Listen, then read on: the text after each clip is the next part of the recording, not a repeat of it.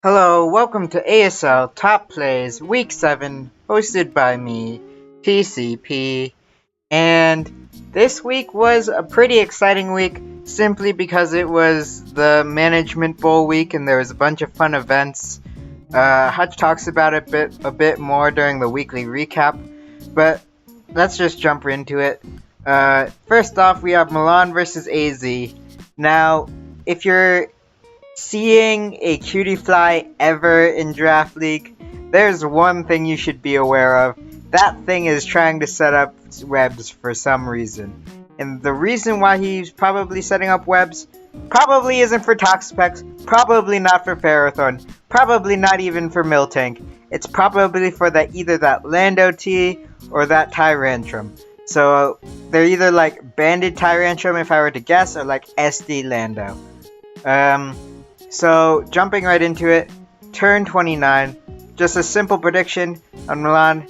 He drain punches, he's very low on the Pangaro, and he expects that AZ will do something to switch into a Thunder Punch, and that's either Ferrothorn or Lando. But he makes the good prediction, he predicts the Lando to come in, and he Ice Punches, getting it out of the way. And like how I said before, this kind of team has two win conditions after webs is up. It's probably either SD, Lando, or Banded Tyrantrum. So this Ice Punch, getting rid of one of those win cons, was pretty huge. Also because Pangoro was probably going to die anyways. Moving on, we have Shadow versus Brett. The hail is up. In comes Tauros on the Ninetales to eats up a blizzard, and Brett makes a nice prep choice and prediction with running Endeavor, and he's also Life Orb. Now, something he didn't reveal the Life Orb before, so the prep is but the idea is still there that if screens go up, Brett wanted a way to take down the things that would abuse screens, aka things like Sand Slash, things like Nidoking, which has pretty decent bulk, which becomes very threatening behind a screen once it can break down one or two things. So Brett decided that he would run Endeavor as a tech option, even on his Life Orb Tauros, because if he reveals the Life Orb, people won't expect a tech move like Endeavor, and it just allows him to get a bunch of chip off on this Sand Slash, and I believe he takes it out. Yeah, he takes out the Sand Slash, making sure that under the hail, under Slush Rush, it can't even do anything. I don't know if it was Slush Rush because it was slower than Tauros. I don't imagine Slush Rush Sand Slash is usually slower than Tauros, but maybe he was trying to outspeed other things. I don't know. But, nice Endeavor. And it was, nice Endeavor to take down the Sand Slash. Next, we have me, TCP, versus Susie. I decided to Moonblast turn 1 just to see what the Glaceon is, and I Magic Coat the rocks onto his side. Now, normally my team doesn't have the greatest way of setting up rocks, so setting up rocks when my opponent is setting them on me is just a convenient way to catch my opponent off guard, ruin their prep a bit if they weren't expecting rocks, and I'm able to abuse it a bit more because when he rocks up the second time, I can get up a spike, so now I'm ahead in the hazard stack war, and I have a bunch of threats that are coming in now to break down the rest of his team. Moving on to the fourth replay, we have Fish versus Malone. Now Malone is +2 with a sticky web up, very threatening stuff considering it outspeeds everything except for Thundurus. But Thundurus revealed earlier that it was physical simply based on the fact that it used Z Supersonic Sky Strike, and usually you use Z Supersonic Sky Strike when you are the fly set / acrobatic set. I don't think Thundurus learns any special flying type moves except for HP Flying, which doesn't become Flyinium Z. So, long rant aside, he knows that it's physical, but Malone does a smart play that a lot of people don't usually think of. It's that you can switch out your setup mon.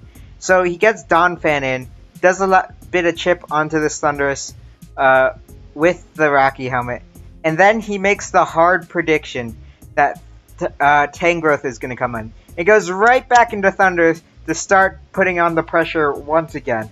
So now he can get rid of that Tangrowth.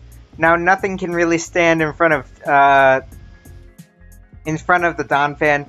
Donphan actually wins from here, but Thundurus has enough power to take out both the Beedrill and the Thundurus, and to wrap up this game.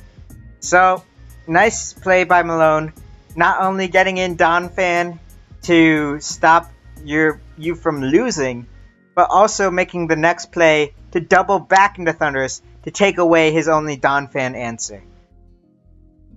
Moving on, we have a final replay. It's Hutch versus Ian, the hacks battle of the week. But there was some interesting plays in here. So, starting off, first off, this is a 50-50. Hutch had shown both the low kick and the knockoff before he low kicked, or the first time he low kicked, I think he low kicked the Drapion. The second time he knocked off, I forget what he knocked off, but the third time he low kicked and he caught the Cobalion. Now, Cobalion is the answer, or only really answered by Latias, who got, unfortunately, hacked out of the game earlier. So every time this Cobalion comes in, it's a huge threat to just clean up a few of Hutch's mons.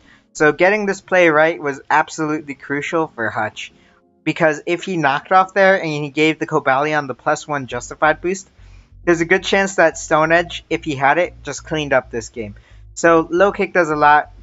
He shows the Sucker Punch and gets rid of the Cobalion. And in comes the Raikou, and there's a 50-50 play here. It's the standard play around Sucker Punches. It's guess how many Sucker Punches your opponent's going to use, and usually you get it wrong because there's 8 Sucker Punches and usually 8 predictions.